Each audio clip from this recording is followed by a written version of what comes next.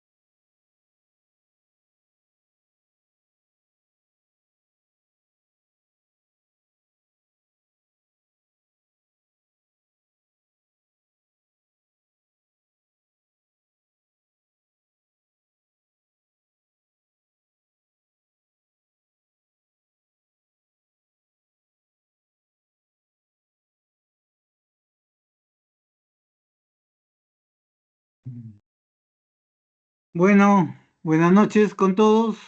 Buenas noches. ¿Me escuchan bien? Buenas noches, Sí, doctor. doctor, sí Sí, se se escucha. escucha Buenas bien. noches. Ya, buenas noches con todos. ¿Puedo empezar ya, no? ¿No hay problema? Sí, doctor, empiece, no hay problema, doctor. Ya está, listo, Jeremy. Buenas noches con todos.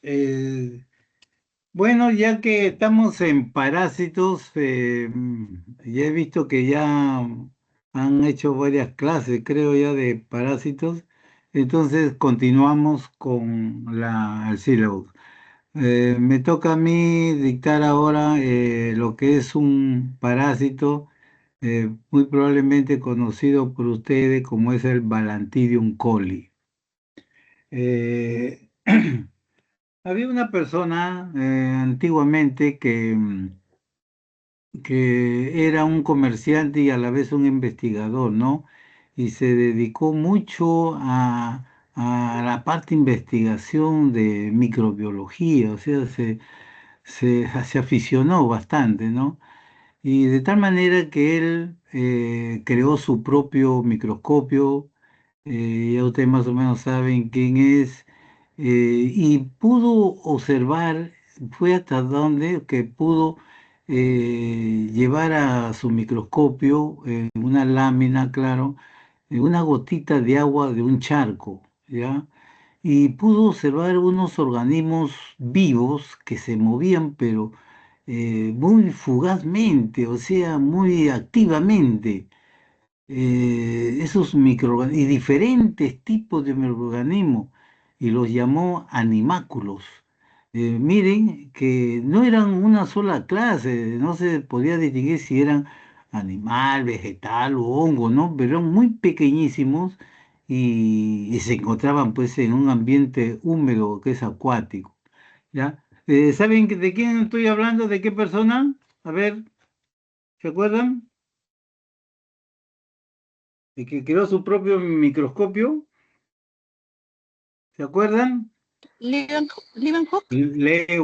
Leeuwenhoek, él, ¿ya? Ese señor pudo, hasta dónde fue, y sin ser médico, sin ser bacteriólogo, nada, fíjese, su curiosidad fue eso, y encontró en esa gotita de agua, de un charco, posiblemente de agua sucia, sacó esa gotita y lo observó al microscopio y observó esos microorganismos unicelulares, unicelulares.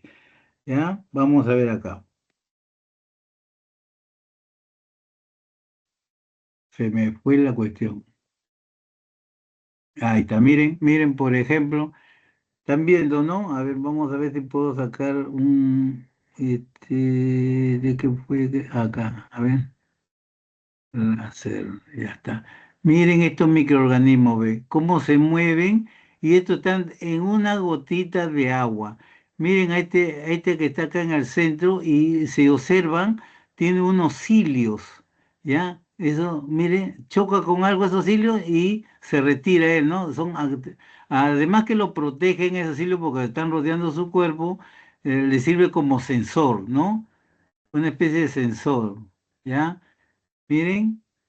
¿Ya? Este es acá, mire, otro microorganismo. Miren esto que lo rodea. Parece un pollito, ¿no? Pero no es un pollito. ¿Ya? Miren esto de acá que lo rodea, la cantidad, todo su cuerpito está llenecito de esos filamentos. Miren estos filamentos, ¿ya? Que a la vez que el que está rodeándolo posiblemente los proteja. eh, Están en constante movimiento. Este parece un ojito, mire, y también está lleno de cilio. Por acá también ve, ¿ya? Entonces está rodeado de cilio, ¿no? Son estructuras filamentosas, pequeños, ¿ya? Que están en constante movimiento. Vamos a ver otro. Miren acá, ve, hay otro organismo unicelular. ¿Ve? Miren, miren, también se presenta cilios, más en los extremos porque son cilios largos, y también actúan como sensores, ¿no? Apenas choca un objeto, mismo se retira. ¿Ve? Miren. Bueno, ya, viendo todo esto, vean ustedes lo que tiene la naturaleza, ¿no? Vean lo que es el ambiente húmedo, lo que hay en el agua. Eh, ¿Recuerdan ustedes, y deben saberlo, ¿no? Los organismos vivos, ¿en cuántos reinos se dividieron o se han dividido? ¿Ah? A ver, ¿en cuántos reinos se han dividido los organismos vivos? ¿Mm? ¿Se acuerdan? Y eso nos enseñaron desde primaria. Al principio nos dijeron pues que habían dos, ¿no? De que era el reino animal y el reino vegetal. Y eso fueron por Aristóteles, el padre de la biología, pero es biología antigua, es ahora, ¿ya? Después había otro reino, el reino de los protistas, de Haeckel, eh, en el año de, vemos, creo que por acá lo tengo, a ver, acá esta vez, protista, ya no son dos, sino eran ya tres reinos protistas, en 1866. Después, un grupo de biólogos de 1900 dijo que había otro reino, que era el Mónera. Y Mónera dijo, ¿no? Mónera, y que se define este reino como un reino de organismos unicelulares también, ¿ya? Así como los protistas también, ¿no? Que son unicelulares, pero que también a veces en algunos también tiene organismos pluricelulares simples, ¿ya? Pero bueno, estamos hablando de los móneras, que son organismos unicelulares sin núcleo definido, que puede ser encontrado en todos los ambientes, ¿ya? Whittaker en 1969 dijo un momentito que hay otro reino, el reino fungi, ¿sabe? El reino de los hongos, ¿no? Que ya ustedes hemos llevado ya, ¿no? Y eso completan los cinco reinos que normalmente nos enseñaron. Pero en 1977, Carl Woese dijo, un momentito, acá hay otro reino, que se estaba refiriendo al reino de las arqueobacterias. Arqueobacterias. Dice que se trata de un grupo de microorganismos unicelulares procariotas, que al igual que la bacteria, no tienen o no están provistos de núcleo, un núcleo definido, ¿no? Pero sí dice que se observaba en estos organismos o microorganismos el nucleolo, ¿ya? Hay que tener presente que sí se observa nucleolo, pero no núcleo. Tampoco no se observan organelos membranosos internos, pero fundamentalmente son diferentes a las bacterias, de tal manera que estos organismos conforman su propio reino o su propio dominio, que le llaman, ¿no? Y así pues, Carl Woese ha definido este nuevo reino como las arqueobacterias. Casualmente, Carl Woese es considerado como el padre de la biología moderna, ¿ya? Entonces, actualmente hay seis reinos, ¿ya? Para que ustedes puedan tener conocimiento. Bueno, el que nos interesa de estos reinos a nosotros, una especie de este reino, es el reino de los protistas, este de acá, de los protistas, ¿ya? Eh, También es un reino que no presentan, que presentan núcleos, ellos sí presentan núcleos, ¿ah? Estos son de los organismos eucariotas, Por lo tanto, presentan núcleos. ¿Ya? Listo. Entonces vamos a hablar acerca de los protistas. Los protistas están divididos en protozoarios y algas. Algas.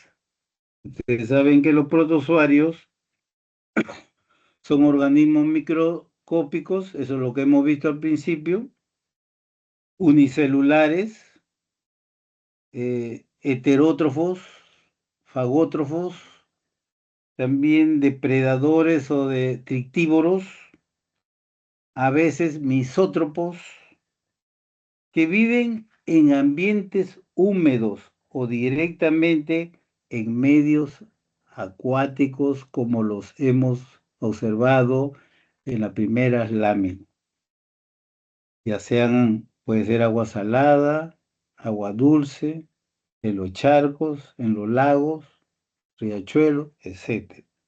¿Ya? Entonces, eso es lo que eh, conforman los protozoarios. Y por otro lado, generalmente los protozoarios son unicelulares, ¿eh? Tenemos las algas, pero eso no lo vamos a ver. Pero sí podemos decir, al principio dije que los protozoarios eran unicelulares, pero algunos también son pluricelulares, simple. Y las algas son pluricelulares y unicelulares, ¿ya? Pero eso no lo vamos a ver por esta vez. Después tenemos que los protozoarios, abajo ya, están divididos en 4 grupos y que como ustedes lo ven ahí, se caracterizan por presentar unas estructuras que a la vez de protección les sirve para movilidad, salvo uno de ellos que no presenta esos elementos. Por ejemplo, el primero tenemos los ciliados o los ciliáforos, el grupo de los ciliáforos. Como ustedes ven, está rodeado de cilios, ¿no? Está rodeado de cilios. El segundo, los arcodinos, que vienen a constituir las amebas, ¿no? Las famosas amebas, y que si no presentan estos filamentos, bueno, también presentan unos elementos que les sirven para movilidad, como son los pseudópodos, ¿no? Su misma estructura protoplasmática se extienden como dedos y eso les permite movilizarse. Tenemos después los mastigóforos que se caracterizan por presentar flagelos. Y también vi una lámina de Yardia lamblia, ¿no? Que presentan esos flagelos. Y por último tenemos los esporozoos. Los esporozoos son microorganismos unicelulares, parásitos que carecen de estructura de locomoción, como son los cilios y los flagelos.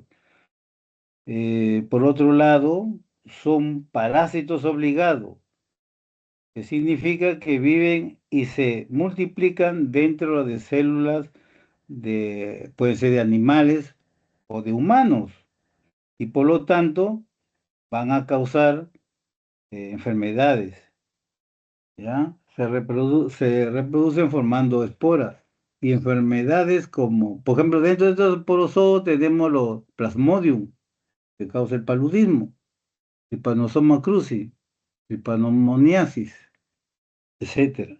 ¿Ya? ¿Listo? Dentro de estos 4, lo que nos acontece hoy día verlo es a este grupo de ciliáforos. O sea, estamos reduciendo, ¿no? O sea, nos vamos a ver a este parásito, a estos parásitos, ¿ya? ¿Qué nos acontece acá? Vamos a hablar un poquito de los protozoarios que hemos dicho que son unicelulares, microscópicos, son eucariotas, sus células presentan núcleo, presentan nutrición heterótrofa, fagótrofa y etcétera, etcétera, ¿no? Su reproducción puede ser asexual o sexual, ¿ya? Y ahí tenemos varios, pues, ¿no? Los paramecium, que es esta forma de ciliado, muy común así en charco de agua, muy común. Amebas, el Euglena que presenta un flagelo, etcétera, ¿no? Y acá tenemos un promastigote que es de la leishmania, que seguramente lo vamos a ver en el próximo capítulo, ¿ya? Plasmodium, acá, ¿ve?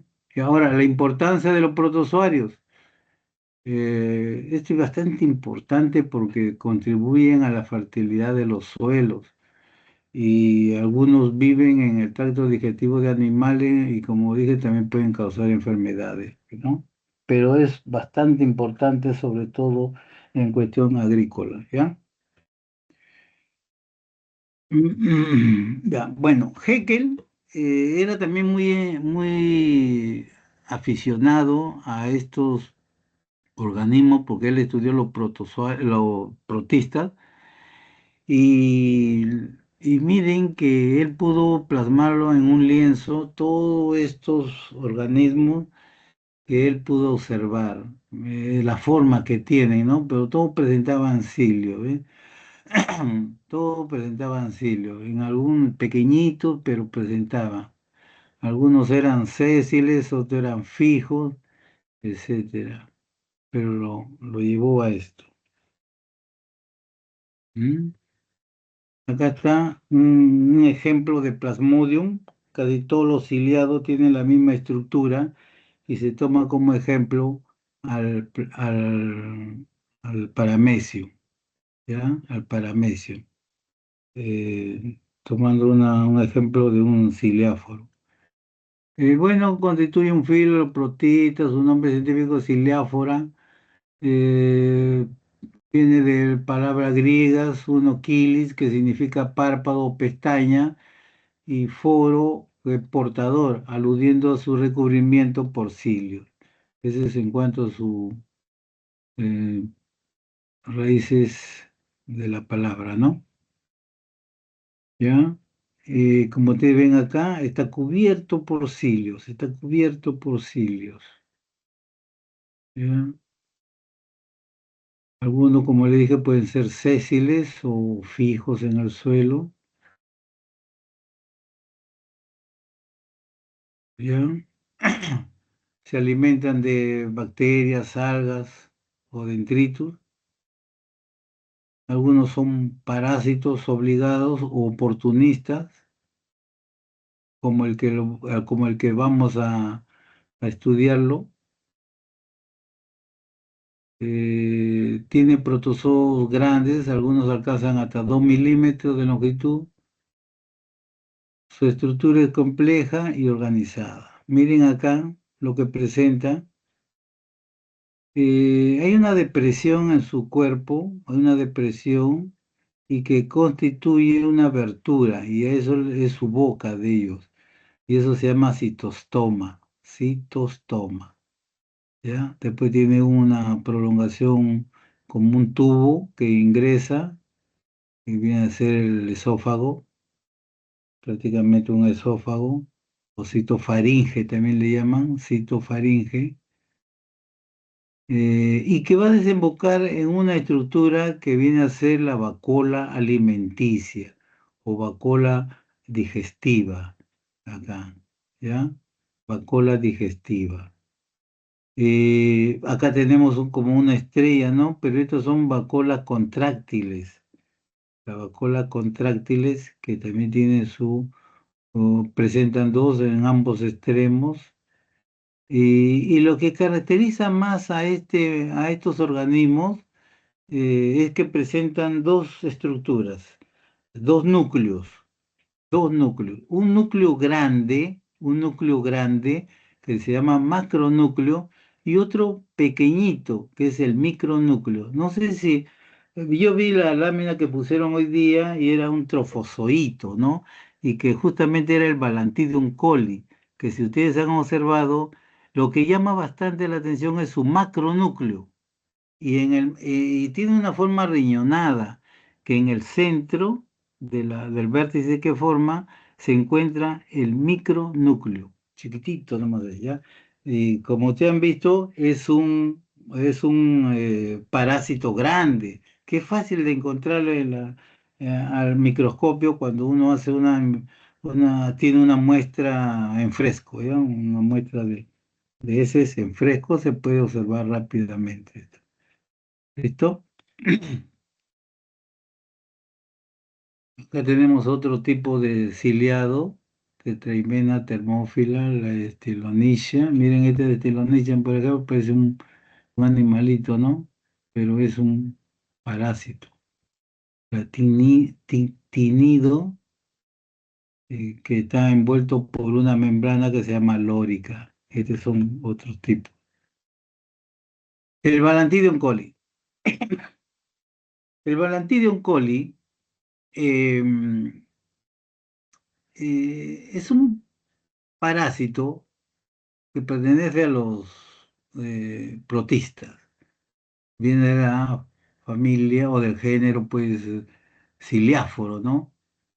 Bueno, este ciliado eh, es grande, ahí tenemos más adelante de una lámina donde sus medidas algo alcanzan hasta 200 milimicras de largo por unos 70 o 55 creo de ancho milimicras, ¿ya? Eh, Entonces lo que estamos viendo acá arriba, esta es la fase trofozoítica, la que hemos visto en las láminas de hoy día en el laboratorio, esta es la fase trofozoítica. Y si ustedes ven la forma, su estructura, tiene más o menos una forma de un balón del fútbol americano, ese balón puntiagudito, ¿ya? En otra palabra es piriforme, ¿no? Así es este trofozoito. Em, Vemos acá también que está nombrando de que el reservorio humano, el reservorio natural es el cerdo. Que cualquiera también lo puede ser, cualquier mamífero lo puede también ser. En este caso, natural es el cerdo, pero también lo puede tener el ser humano, pueden tener los primates, los roedores, etcétera, ¿ya? Pero el natural es el cerdo, ¿ya? El cerdo. ¿Y en dónde se ubica?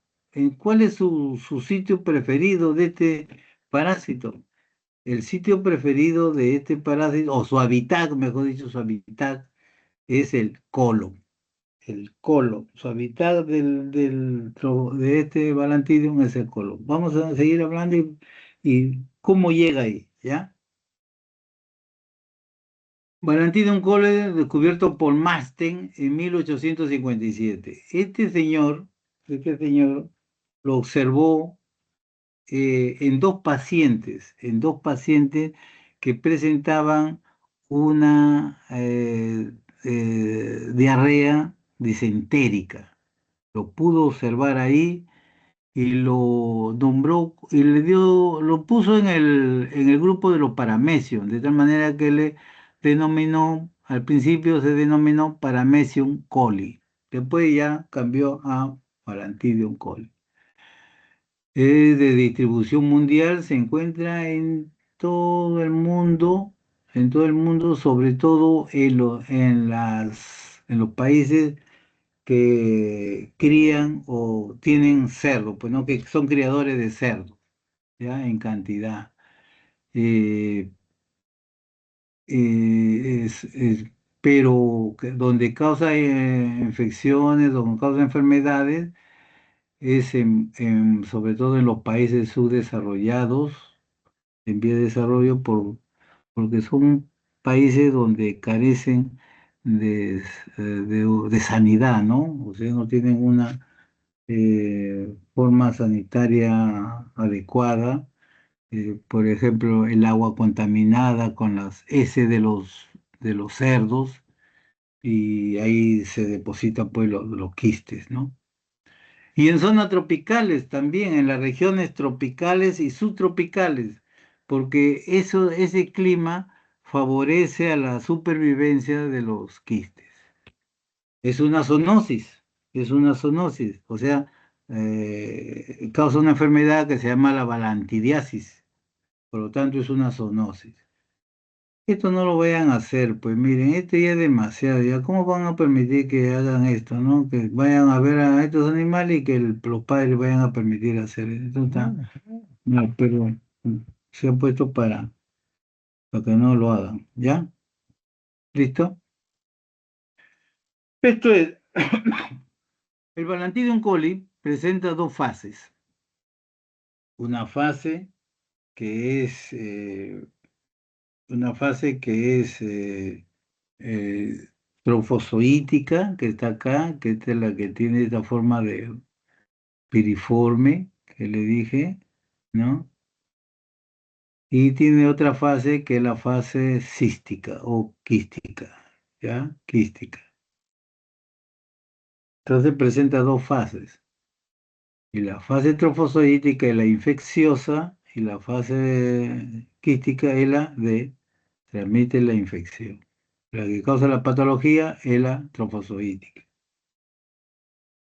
Bueno, como vemos acá, está rodeada, el trofozoito está rodeado de cilios, está rodeado de cilios, pero acá hay unos cilios que son más largos que lo que rodea su superficie. Este tiene una explicación. ¿Por qué los cilios de acá? Yo le dije que había una una depresión que lo que constituía la boca, ¿no? El citostoma. Esto le llaman citostoma, la boca. Y como ven acá, rodeando al citostoma, pero se observa pues unos cilios más largos que lo de que rodea el cuerpo. ¿Ya? Entonces, esto significa de que estos cilios que están acá se mueven constantemente atrayendo alimentos. Para eso son más largos, por eso son más largos. Atraen los alimentos que se encuentran en el lumen intestinal donde habita este parásito. ¿Ya? En el lumen, entonces todo lo que encuentra, todo lo que se observa alrededor va jalándolo, va jalándolo, jalándolo, jalando. ¿Ya? El movimiento que produce estos cilios hace un remolino que atrae. Vemos también que tenemos el citostoma, las vacuolas contráctiles, las vacuolas alimenticias, etcétera, etcétera. Y tenemos el macronúcleo, ahí está, como le dije, el macronúcleo fue más riñonado y en el centro tiene el micronúcleo. ¿Cuántos miden? 200 milimicras y con uno de ancho es de 70 a 45 milimicras. Y acá tenemos el quiste. Como ustedes ven, el quiste eh, está formado por dos membranas que están protegiendo al balantidio como que se ha escondido, ¿no? Está escondido, se está protegiendo. Persiste todavía el macronúcleo y el micronúcleo. Vacuolas contráctiles, que las vacuolas alimenticias casi han desaparecido, pero posiblemente estén ahí. Y todavía se observa los cilios, miren, los cilios, ¿ya? O sea, se está protegiendo, ¿no? Se está protegiendo, por algo se está protegiendo. Vamos a ver por qué es esto. Aproximadamente tiene de diámetro unos 55 milímetros. Trofozoito patógeno. Acá donde habíamos dicho que era el citostoma, que es la boca, tenemos que dije también el citofaringe, y después va hacia la vacuola alimenticia, vacuola contráctiles. Ah, acá está el citopigio, que viene a ser el contrario del citostoma. Por acá va a desechar todos los desechos que se llama citopigio, otra abertura, que se observa en la parte más voluminosa del trofozoito. Vamos a ver acá, espérate. En la parte más delgada del trofozoito se encuentra el citostoma y en la parte más ancha el citopigio. ¿Ya? Entonces acá está, trofozoito. ¿Mm? ¿Estamos? Ya, listo. Acá es 50, 200 milímetros largo por 40, 70 de ancho, milímetros. Forma vegetativo ovoide. Coloración gris verdoso. No sé si así lo habrían notado ustedes en la lámina. Simplemente se toma la muestra de heces, se lleva a la lámina y puede observarse con este color. Gris verdoso se puede observar. ¿Ya? A simple vista, no es necesario echarle nada. Algunos le echan lugol, esto, pero no, solito tiene este color. Cuerpo cubierto por cilios en fila. Esta es otra característica. Sus cilios no están desordenados, sus cilios están en fila. Así como va el puntero, así va, así está su cilio. Son filas, ya bien ordenaditos son. Su hábitat mucosa y submucosa del intestino grueso, o sea, en el ciego y colon, ¿no? Los cilios. Los cilios, ¿qué vienen a hacer? Son estructuras similares a los flagelos. Están integrados por microtúbulos de forma cilíndrica y recta, dispuestos en pares, uno en forma central y 9 pares periféricos. Los cilios se mueven sincronizadamente, se originan de cinetosomas, o sea, ácido nucleico, y superficiales ubicados en fila simple y se interconectan por fibrillas cinetodesma. Hemos hablado parte de las funciones que sirven de desplazamiento, incorporación de sustancias alimenticias y actúan como organelas táctiles, ¿no? Sensores. Recibe energía de la hidrólisis de ATP. A medida que se acercan a la zona anterior, se hacen más largos. Ah, ya, ahí está en cuanto a su boca, ¿no? Hemos dicho que la forma más largo, ahí está el citostoma, pues el peristoma es, ¿no? El citostoma, el peristoma es la parte que rodea la boca, eso le llaman peristoma, y la parte citostoma ya es la boca, ya lo que se abre, ¿no? Ubicada en la parte apical, subapical, por donde ingresan las sustancias alimenticias. Bueno, esta es la estructura del cilio, vea, ¿ya? Tanto los cilios como los flagelos dice que tienen la misma estructura, o sea, tienen un par en el centro y 9 pares en la periferia que lo rodea. Algo así como acá, ¿ve? Miren, ¿ve? Miren, acá, ¿ve? Un par en el centro y 9 pares que lo rodean. Tenemos el par central y los pares periféricos. Y su parte que está en la media anterior, ¿no? El Balantidium coli es un organismo anaerobio. En su citoplasma se encuentra el organelo semejante a mitocondria, sin crestas. Además se encuentra el retículo endoplasmático, ribosomas y diferentes tipos de vacuolas. Además de las vacuolas que habíamos dicho de la vacuola digestiva y contráctiles, tenemos una vacuola que se llama una de vacuola de excreción. ¿Ven? Acá está, vacuola de excreción. ¿Ya? Entonces presentan tres tipos de vacuola: vacuolas alimenticias, vacuolas de excreción y vacuolas contráctiles que hemos visto, ¿no? Y además de las vacuolas alimenticias, encontramos en su interior varios estructuras, eh, eh, ¿qué podemos decir? Bueno, ya, estructuras, pues. Gránulos de polisacáridos, unos son de tipo fagocítico y pinocítico. Fagocítico es para partículas grandes y pinocíticos para partículas pequeñas.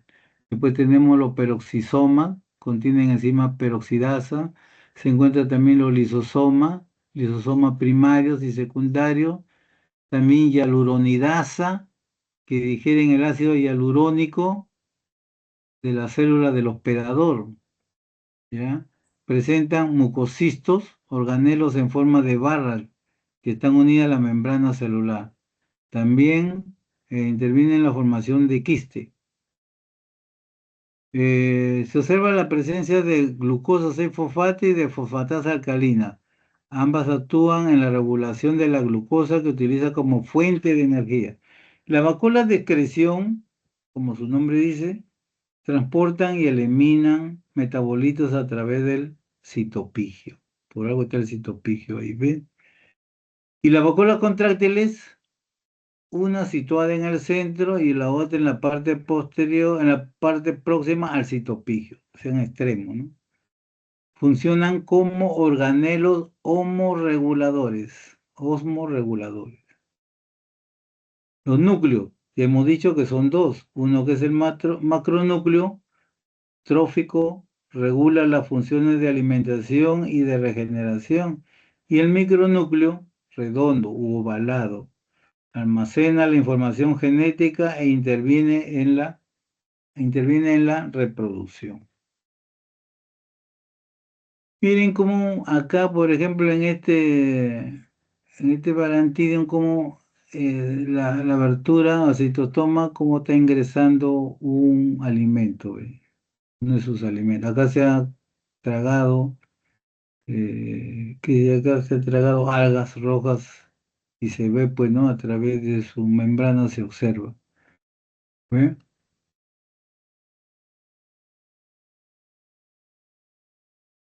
¿Ya? Entonces viven en anaerobiosis, pero pueden vivir en condiciones aeróbicas. Y claro, se desplazan por su movimiento, ¿no? Por movimiento de los cilios. Estos trofozoitos tienen un movimiento rotatorio, como dice acá, rotatorio, es como un trompito, un trompito. Si ustedes lo logran ver en su ambiente, ¿no? Cuando hay una rectocospía, ¿no? Eh, Van a ver que es un trompo, es un trompito que se estrella contra la pared de la mucosa del intestino. Es para en todo movimiento, queriendo penetrar, queriendo abrir la mucosa. Así está, ¿ya? ¿Y qué más dice acá? Obtienen su energía por degradación de polisacáridos que están almacenados en la vacuola de su citoplasma. En cuanto a quiste, resiste, resistente e infecciosa. Este es el que causa, este es lo que uno se infecta de balantidiasis cuando penetra el quiste al organismo. ¿Ya? Cuando uno de casualidad podemos tomar agua contaminada, contaminada por ese de cerdo o alimentos sólidos que estén impregnados de quiste. Ustedes dirán, ¿cómo puede ser eso, no? Si hay, sí se puede producir, sobre todo en aquellas personas que crían cerdos y crían clandestinamente, o sea, no tienen la sanidad, ¿no? No tienen la salubridad, agua potable, agua limpia, sobre todo la limpieza de manos, no tienen baño. Bueno, cuando éramos alumnos nos íbamos a los conos, sobre todo el cono norte, donde pude observamos varios criaderos clandestinos de cerdo. Si ustedes vieran, no sé si habrán ido ahora ustedes, ¿no? No sé si todavía existe eso, pero cuando fuimos, no había ni agua, uno creo que pisaba las heces de los cerdos están ahí Inclusive ingresamos a una vivienda de estera nomás, de estera, donde el señor que criaba los cerdos, el cerdo estaba en su sala, imagínense, en su sala, y su mesa estaba ahí, o sea que posiblemente, y si no se lavaba la mano y lo limpiaba o limpiaba el chiquero, agarraba su pan y se lo tragaba y lleno de quistes, ¿ya? Entonces, esto es lo que causa la enfermedad. Y el ser humano de casualidad se infecta, no es de que es común, es casualidad lo que se infecta. Casualidad es. Bueno, el tamaño promedio es 50 milímetros. Forma redonda, pared doble gruesa, transparente, protege la desecación y de otros ambientales. O sea, esta pared doble le protege a este parásito, lo protege. ¿Ya? El parásito está adentro y esta pared doble lo protege de, como dice, de la desecación, el calor, la lluvia, todo lo protege esto, ¿ya? Encierra un solo trozoito que conserva sus cilios, se observa el macronúcleo en su interior, sobrevive por más tiempo en lugares húmedos y a la luz del sol directo. O sea, por eso que vive, esto habíamos dicho que en regiones tropicales y subtropicales, ¿no? Y eso favorece su supervivencia. Se eliminan junto con las heces, se elimina junto con las heces. A medida que el quiste madura, los cilios y el citostoma y el micronúcleo van desapareciendo. ¿Ya? Bueno, periodo de transmisibilidad. La infección de Balantidium coli se transmite eh, principalmente por vía fecal oral. Casi todos los parásitos, ¿no? Lo que han visto ustedes es así, ¿no?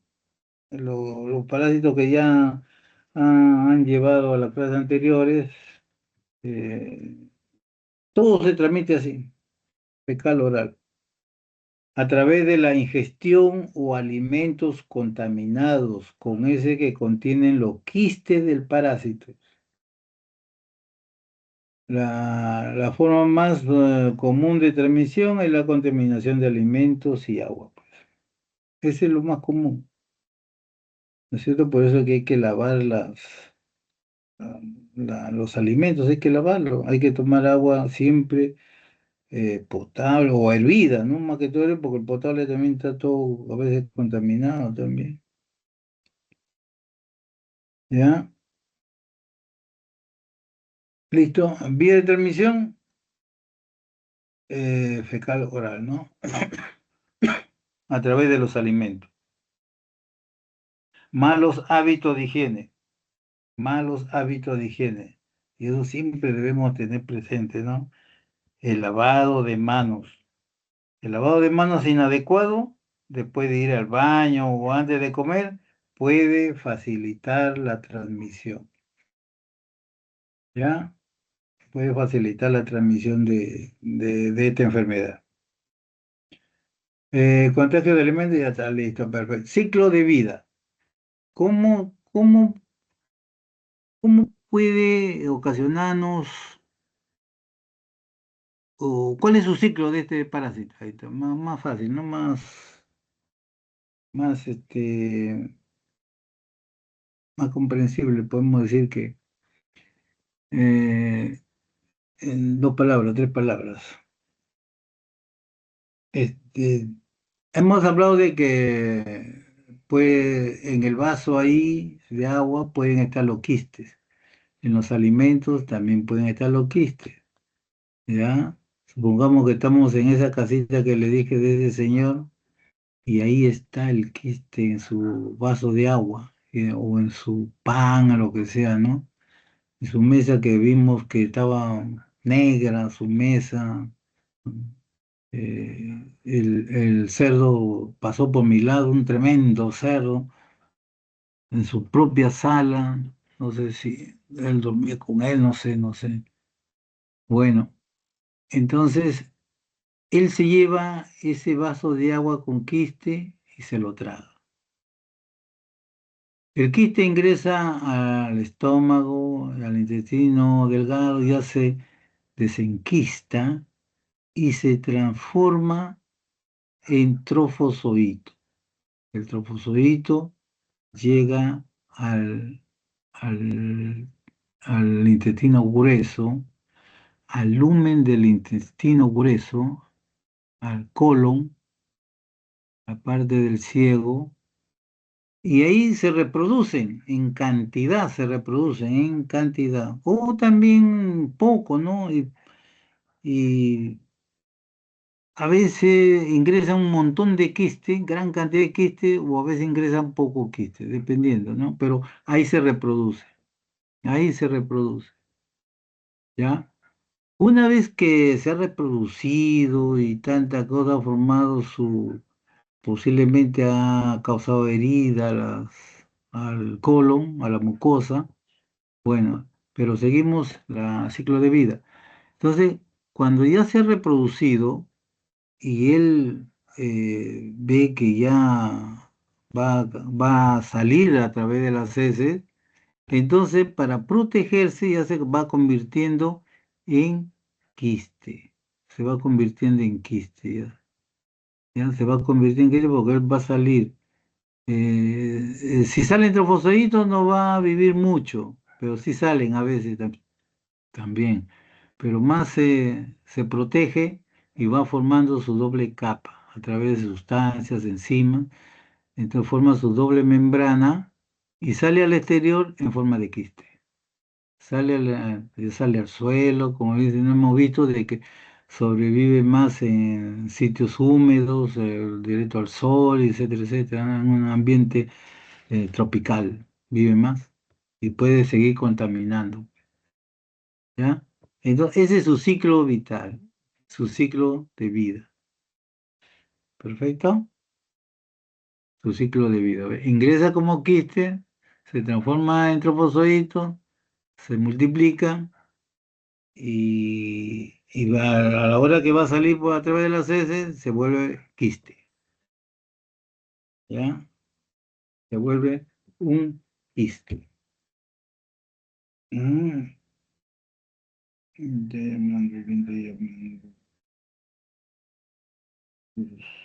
ya. Bueno, vamos a ver acá. Se reproduce por fisión binaria y también por conjugación. Por conjugación. ¿Mm? Balantidiasis. ¿Qué cosa es la balantidiasis? ¿Qué cosa es la balantidiasis? A ver. eh, hablemos de una fisiopatología así simple nomás. La fisiopatología de la infección por Balantidium coli en humanos, ¿no? Como le dije, es algo casual, pero se produce de todas maneras, ¿ya? Es el único ciliado que produce enfermedad en el ser humano, el único. También dice que hay otro Balantidium en el cerdo, que es el Balantidium suis, pero que no causa enfermedad. Y podemos también contaminarnos de eso, pero no causa enfermedad. En cambio, este Balantidium coli sí. Eh, ¿Qué es lo que implica? ¿Qué es lo que pasa? Hemos hablado de que la ingesta de quistes, ¿no? Eso es lo que va a producir la infección de Balantidium, o sea, la fisiopatología. Al llegar al intestino, se convierte, hemos visto, en trofozoito, que invade la mucosa del colon. Ya en la mucosa del colon liberan unas enzimas proteolíticas destructivas, lo que va a generar esas enzimas, porque al principio, como le digo, está golpeando, está que se mueve, pues es un trompo y se mueve constantemente choca contra la pared, ¡pam! Se rebota y sigue golpeando, golpeando. Bueno, ahí ya va comenzando unos malestares, ya como irritando a la mucosa. Pero al producir sus enzimas proteolíticas destructivas, lo que va a generar es úlceras, ¿ya? ¿Por qué? Porque ya penetra, ya rompe la mucosa y va a la submucosa, allí produce las úlceras. Y una colitis similar a la amebiasis. ¿Ve? Eso es la famosa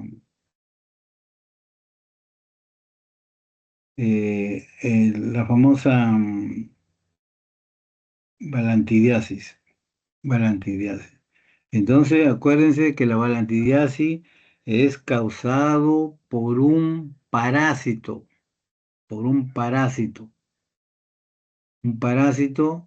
eh, ciliado, un parásito ciliado, ¿no?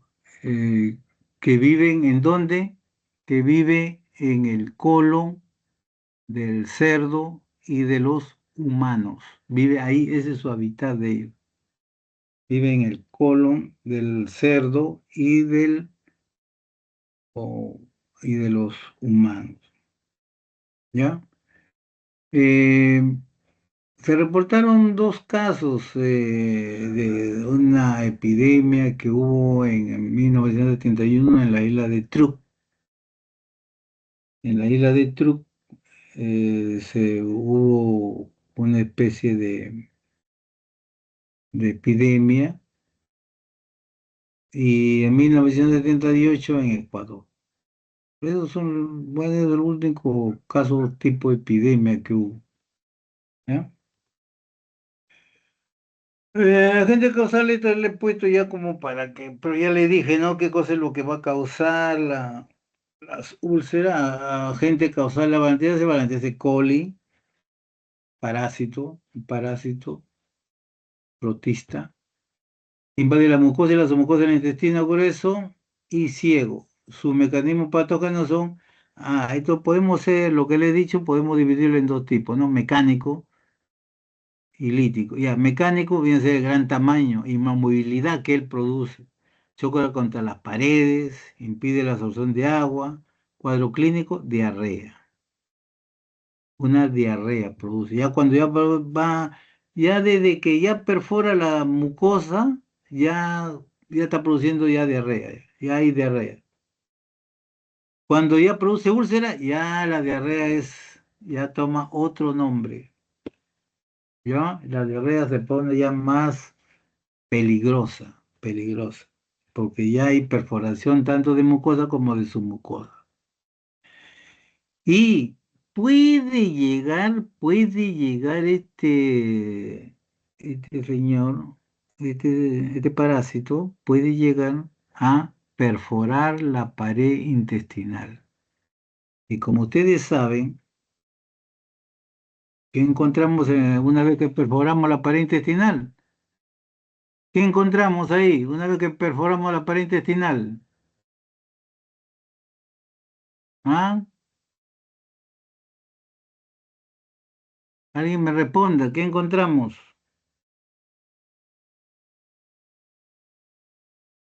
Alguien me responda, el peritoneo, y por lo tanto puede causar una peritonitis. Claro, el parásito también puede llegar a extraintestinales, o sea, al riñón, al corazón, a los pulmones, etcétera. ¿Ya? Y tenemos la otra, o sea, ya tenemos los mecánicos, ahora tenemos los líticos, que viene a ser la hialuronidasa, que es lo que produce el parásito. Ayudado a todo lo que es mecánico, perfora, pues, perfora. Y va a causar lo que se llaman las úlceras, que son amplias y redondas. ¿Ya? Epidemiología. el estado infectante de quiste, mecanismo de transmisión fecalismo, vía de infección oral, infección presente en cerdos, poco frecuente en el hombre, pero sí se produce en el hombre. Grupo de riesgo, faneadores y cuidadores de cerdos. Pues son los más propensos a que padezcan esta enfermedad, ¿no? Epidemiología, enfermedad cosmopolita, o sea, en todo el mundo, mayor prevalencia en zonas tropicales, los vectores, insectos, también pueden transmitirse a través de los insectos, ¿verdad? Ahí está. Ya ves, puede transmitirse a través de los insectos. Puede hacer la transmisión también de humanos a humanos. Se puede transmitir de humanos a humanos. O sea, esta persona que está con Valantidio, va al baño, no se lava la mano, agarra y le invita a su hijo, invita a alguien, le transmitió la enfermedad. Y los insectos también pueden transmitir, porque se posan en las heces de los, y ahí hay moscas, cualquier cantidad. Entonces, transmiten, pues se posan en los panes, se posan en los alimentos, y uno se lo come, ¿no? El cerdo es el reservorio natural. La mayor fuente de infección es las heces del cerdo, ¿ya? Así que si crían animalitos, un cerdito, hay que cuidarlo bastante y tener un ambiente bien, bien limpio. Factores de riesgo, el contacto de cerdos o sus excretos. De nutrición, claro, una persona que está desnutrida, fácil de que pueda causarle la enfermedad, ¿no? Alcoholismo, acloridria, inmunodepresión. O sea que estos pacientes, estas personas inmunodeprimidas, fácilmente pueden ser eh, que adquieran la enfermedad. ¿Ya? Patogenia. Entonces la fisiología, ingreso por vía digestiva, por agua con alimentos, en el estómago se disuelve la capa externa del quiste, se reproducen por división binaria, se localizan en los trombocitos, se da en el intestino grueso. Factores de virulencia. Hemos dicho ya la plasticidad del trofozoito, o sea, su movimiento y lo plástico que es. Los cilios que provocan movimiento de rotación están en constante movimiento y la producción de que hialuronidasa, ¿no? Acá está su parte del trofozoito. Patogenia. Hábitat normal del intestino grueso, región secal y recto sigmoideo. Puede vivir en equilibrio con el hospedador común comensal debido a la flora intestinal, pH alcalino y dieta rica en carbohidratos. Sí, como le dije, si ingresan poca cantidad, estos eh, viven normales, viven como un comensal nomás, ¿ya? Mientras no penetren el tejido pues, de la pared intestinal, ¿no? Ahí no. En ocasiones puede invadir la mucosa, en ocasiones, cuando existen lesiones previas, o sea, cuando ya también esto es lo que facilita uno que pueda, puede causar más daño a la mucosa, o sea, ya perforar la mucosa, es cuando la pared intestinal pues, presenta algunas lesiones, ¿no? Previas, ¿no? Una lesión. Distensiones abdominales, desnutrición, alcoholismo, inmunosupresión, eso es lo que hemos visto los factores de riesgo, ¿no? Tres formas de enfermedad. Algunos nombran tres formas. Hay otros autores que forman cuatro formas de la enfermedad que presenta cuatro formas. Este es en cuanto a los cuadros clínicos, ¿no? El cuadro clínico. Asintomática es la presentación más común. Como dije, el parásito vive en la luz intestinal como comensal. Sin penetrar en el tejido de la pared, pues, ¿no? De la mucosa o submucosa. O sea que es la presentación más común. O sea, no causa molestia. Pero Después viene otra fase, que, bueno, acá está un poquito largo, pero le puedo decir de que hay una fase que se llama la fase crónica, que es la que comienza, ¿no? O la fase crónica. eh, Acá una diarrea intermitente, acá en la fase crónica hay una diarrea intermitente, dolor abdominal, pérdida de peso, náusea, a veces vómitos, hay un poco de dolor de cabeza, suave nomás.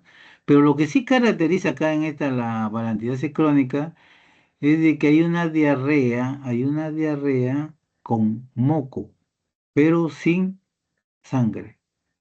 Como le dije, quiere decir de que el parásito probablemente ha penetrado la mucosa, ¿no? Entonces no hay sangre todavía.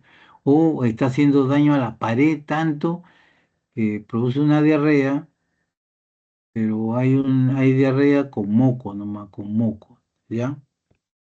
Y después tenemos ya la balantidiasis aguda, como dice acá, una aguda que también es disintérica, le llaman, una balantidiasis disintérica. Hay una invasión masiva que produce diarrea severa y hay una diarrea eh, severa, a veces cada 20 minutos, ¿ve? Una diarrea que se caracteriza porque viene con moco y sangre. Quiere decir de que ha perforado la mucosa y la submucosa. Y hasta que podemos decir que ya produjo una úlcera ahí. Entonces hay sangre, ¿ya? Y a esto se llama también, ¿cómo le llaman? Síndrome disentérico. Síndrome disentérico. Acá hay náuseas, vómitos, dolor abdominal, ¿no? Un dolor de estómago ahí. Y último, como le dije, hay un autor que dice, hay una colitis fulminante. Es una forma grave, potencialmente mortal o fatal, ¿no? En la que dice que las úlceras se profundizan más las úlceras hasta causar perforación intestinal. Entonces esto va a derivar a que se produzca, como le dije, una peritonitis una peritonitis aguda. ¿Ya? Ese es como aumentar el concepto de acá. Balantidiasis crónica, acá también ya ves, balantidiasis fulminante también habla acá, al 30% de mortalidad. Pero es raro, pero sí hay. Sí, acá sí, en estos casos sí hay. Sí hay que llegue hasta este extremo, a una balantidiasis fulminante. ¿Ya? Manifestación evoluciona de 4 a 6 días, de 15 a 20, a la sintomática, de 15 a 20 deposiciones diarias. La crónica es con moco y sin sangre. Náuseas, vómitos, anorexia, cefalea. ¿Ya? Y la aguda,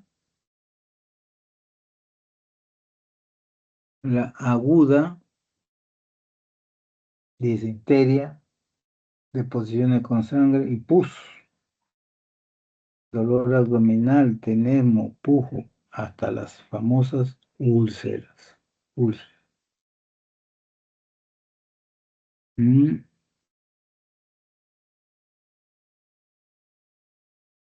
¿Ya? Ahí están las úlceras de borde elevado, fondo necrótico, con hematíes, neutrófilos, fibrina, más redonda y más amplia que la causada por entamoeba histolítica. Y se forma a veces en botellón, que le llaman esta forma, así, forma de botellón. Diagnóstico parasitológico. un diagnóstico parasitario, todo esto a través de la S, ¿no? Coprocultivo, un coproparasitario. Podemos hacer, como hemos estado hablando, examen al fresco, o sea, tomamos de frente nomás un poco de heces, lo llevamos ponemos una laminilla cubre objeto y observamos el microscopio. Y listo, buscamos al parásito causante de la diarrea y podemos encontrar un Balantidium coli, ¿ya? O una Giardia lamblia también que causa diarrea, pero hay que ver la historia clínica del paciente, ¿no? ¿Qué cosa es usted? No, yo creo chancho, yo creo cerdo. Ah, ya, ya, ya. ¿Hace cuánto tiempo que está con dolor de estómago? Hace una semana. ¿Qué deposiciones hace? Al principio hacía una deposición, una diarrea con moco, veía. Ah, ya. Y después con moco y sangre. Ah, chispa. Ya. Ahí es donde me hace acordar un caso clínico que leí. Creo que debe estar en el YouTube o en algo. Creo que sí. Bueno, vamos a ver, terminar primero esto. El examen fresco. Después copro parasitológico. Es una prueba que se hace de concentración. Puede ser muestra única o seriada. Y la rectosimoidoscopía, biopsia de las úlceras. ¿Ya? Ese es el diagnóstico. Para llegar a un diagnóstico definitivo, pues, ¿no? Tanto en heces bien formadas o en heces líquida, también se puede hacer las muestras. ¿Sí? Acá en microscopio ya, esto es en tinción con hematocilina, vemos un trofozoito. Acá en fresco, miren, ya ves, en fresco nomás, un trofozoito de Balantidium coli, en fresco nomás. No sé si habrá para hacer en laboratorio, pero hacíamos nosotros anteriormente con los muchachos. Trofozoito con hematocilina, quiste en coli en fresco también, miren. Es grande y es bien, ¿cómo decir? Rápido se podría encontrar esto. Acá está la rectosigmoidoscopía para poder hacer una detección de las úlceras, ¿ya? Y ver pues las perforaciones, ¿no?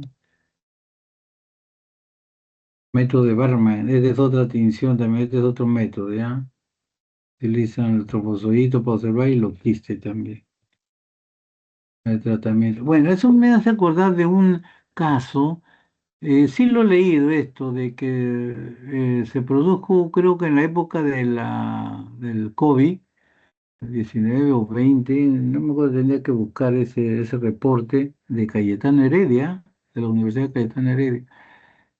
Posiblemente ustedes lo busquen, lo encuentren.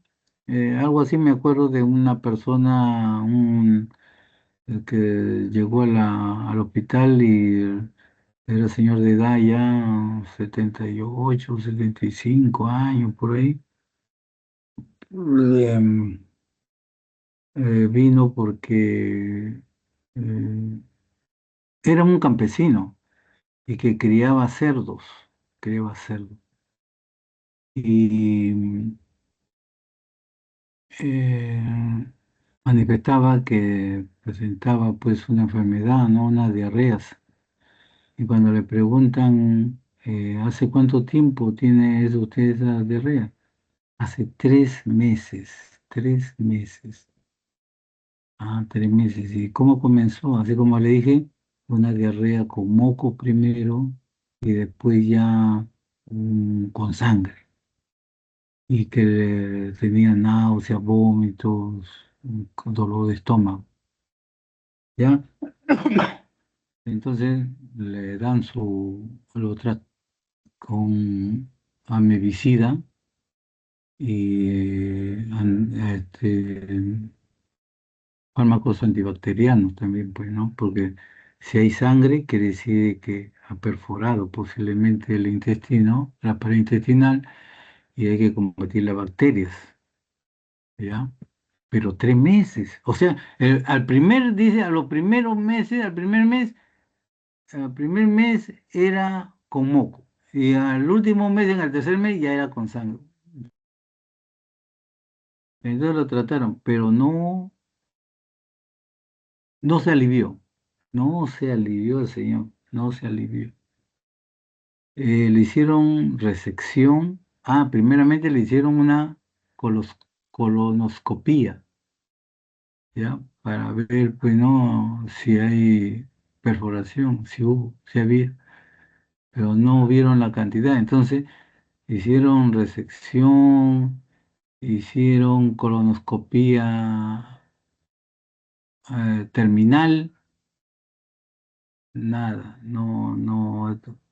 finalmente el paciente falleció. ¿Por qué? Porque tenía múltiples perforaciones intestinales, no solamente una, múltiples, ¿ya? Y era causado por el parantismo. Es raro, pero se produce, ¿ya? Listo, tenemos el tratamiento: tetraciclina, 500 miligramos por 10 días, metronidazol, 750 miligramos por 5 días, yodo, quinol, 650 miligramos por 20 días. Prevención: carne bien cocida, la carne bien cocida, es de cerdo, bien cocida. Nuestro chicharrón debe estar, pero bien oscurito, oscurito, ¿ya? Nada de que sangrado, que así más rico, no, no, no, no, no, no, no, eso, los ingleses, al tipo inglés, no, no, no, ¿ya? Las verduras, el lavado de verduras y frutas, ahora hay que tener más cuidado todavía. Y el agua también hay que usarlo potable, ¿no? Pero no es aconsejable tomar agua del caño, pues, ¿no? Sabemos lo que tenemos y hemos hecho hasta prueba de eso, ¿no? Y hay bacterias, ¿ah? Prevención: todo limpio, lavados, la fruta, entrar al baño, salir, lavándose la mano, recoger los alimentos, lavarse la mano un ratito y nos prevenimos de todo. Hay también acá unos diagnósticos diferenciales que también tienen cierta similitud, pero hay que diferenciarlo, ¿no? Acá les dejo unos diagnósticos, los síntomas clínicos de estos tres: Valentín coli, colitis ulcerativa y la enfermedad histolítica. Entonces ya ustedes más o menos se lo graban y pueden diferenciar esto, ¿ya? Bueno, terminamos.